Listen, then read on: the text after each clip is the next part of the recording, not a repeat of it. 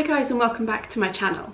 My name is Georgina and I'm the mum of two lovely little boys. I have two very young children. So I have William, who is 3.5, and I have Oliver, who is 8 months old. And recently we travelled with them, and it was the first time we travelled with both of them. And so I went kind of a bit mental, preparing for everything in advance and researching, and I found a few things that worked and some things that seemed like they were going to be a success but weren't. We travelled by car and then ferry and then car. It may not seem like a crazy journey. It was 2 hours on the UK side. It was a 3.5 to 4 hour ferry ride, and then it was about 2 hours on the other side. So it may not seem that long. That's actually 6 hours of everything, but with the waiting time, we were travelling for nearly 12 hours. We left our house about 9:30 in the morning, 9 o'clock in the morning, and we arrived at our destination at about 7:30. So with all the stops and everything, it was a really long day. So I've got some tips for you. So depending on how many children you have and how old they are, obviously they're all going to have different requirements, but there's a whole host of different things I did. So for William, which is my 3.5-year-old, he has a backpack which he has for school, and in that I packed all the stuff that he needs to keep in the car. So there was a bottle of squash in there, there were a few little snacks, things that were safe for him to have in the car. I had my iPad in there for him, fully charged, and I had gone onto Netflix and downloaded some cartoons for him. I had a little book of plain paper and a pencil for him to do a little bit of drawing. And I bought him some toddler headphones as well, some little headphones, and so he had that to plug into the iPad, so he could just kind of have some quiet time if he wanted to, which he loved. He loved wearing his own headphones. He thought that was very cool. Yeah, and then there was just like a change of clothes in there for him in case there were any accidents. So that was the first thing that I kind of thought, right, keep him occupied when we're in the car. I also made sure, even though he's potty trained, he still has the odd accident, as most little children do.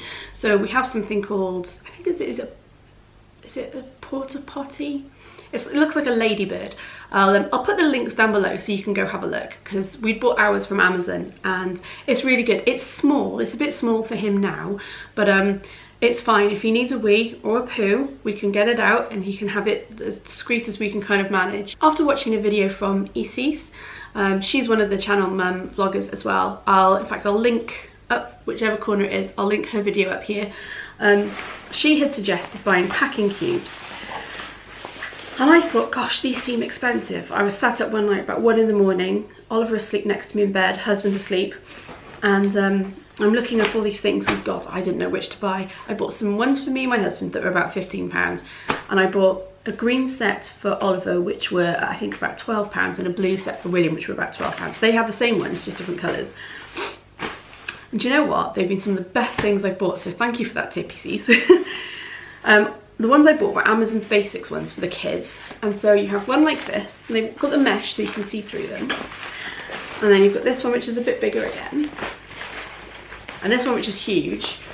And then I think there's another one. I think I'm missing one, because we've been back and forth a couple of times. The packing cubes are all over the place. But basically, you can sort their stuff out. So for the baby, I kind of had like socks and muslins in there. I think this one was like baby grows, maybe vests. No, it was just baby grows. Another one I had just vests, and then this one was like all his outfits, like all the dungarees and all the stuff that he was going to wear in the day. And it just made it so easy to find everything every day. If I knew, let's say he'd had an accident, I knew we needed a vest. Like when I talk about an accident, I mean poo. I knew exactly where to get it from. I didn't have to rifle through a suitcase, pulling everything out as I went. So it made things so much easier. And then for William, I kind of did the same. He had like, he had jeans in the big one, and all rolled up really tightly. He had jeans in one and tops in another, and then pants and socks in another, and something else, I can't remember now. Should you have to repack a suitcase, like let's say you've packed everything into your suitcase ready to go and it doesn't quite fit and you need to pack it into a different suitcase, you don't have to then unpack and repack everything. You just take the cubes out and put them in the new case. It's so easy. So these were absolutely fantastic. They may not feel like an essential, but they made our lives a lot easier. They really did. Yeah, really fantastic. Really, really good call for those. Definitely worth the money, I think, as well. Another thing I did is I bought the kids their own suitcases, and because I was scared William would be a bit like, oh, I want Oliver's suitcase and all that kind of arguments. I bought them 2 identical ones. And I got these from Amazon as well. Most of it was from Amazon. And these are Mini Max suitcases. They're these ones here. This is space for a teddy bear. Teddy bear. How cute is that? One thing I like, so you've got a zip up here at the top. This zip undoes. And then you've got your handle. Pulling it, you've got, I just put it away. You've got a flap at the back. This undoes. And you've got straps here, so that you can wear it like a backpack if you want to. It's got a solid structure. It's a fairly solid structure. It has wheels at the bottom, so you can drag it. A couple of pouches in the front and then one big pouch in the middle. You can get them in either pink or blue from what I found. I found there was a very poor selection of cases for like children. It was that or Trunky, and Trunky was so expensive. These, I can't remember how much these were. If I can find out, I'll put the price in here, but I thought these was kind of reasonable, and hopefully they won't argue because they're exactly the same as Oliver grows up. But I managed to fit all their clothes in there. They were tight, but I managed to get everything in there, which was, this is another tip, is packing a change of clothes for every day of the week that you're there, plus spares. So again, William's going through a bit of a phase at the moment where he's having a few more sort of toilet accidents. So I had to make sure that we were there for, what, 7 days. He had 10 changes of clothes, just in case. And also in case he got muddy or anything like that. This was also a tip from Isis. Another good tip. And this was to buy, although she had a slightly different one. She had one for a toddler. This is the Ready Bed. I think it's called the Ready Bed Junior, possibly. This is the one William picked. It's a Disney Cars one, and basically it's an inflatable bed. It comes with a foot pump and it comes with built-in sleeping bag as well. Great idea. It gave him somewhere to sleep when we stayed with family. We stayed at my auntie's in Ireland is where we'd gone, but it had issues as well. I don't know if Isis found this, but the issues we had were it was very noisy, and when he was turning around in the night it was waking him up and he was becoming distressed. And also because the sleeping bag was very restrictive, he found that quite distressing as well. So the first night we were there, he actually screamed the house down for about half an hour, not realising he hated his bed. We didn't realise that. The next night was the same, except not as severe. So then after that I said, right, you're going to sleep in a proper bed. We're going to do without this. Tried it, it didn't work. You're gonna sleep in a proper bed. I said, Daddy can sleep in there with you. I'll sleep in the other bed with Oliver and we'll try it that way. And he slept fine the rest of the time.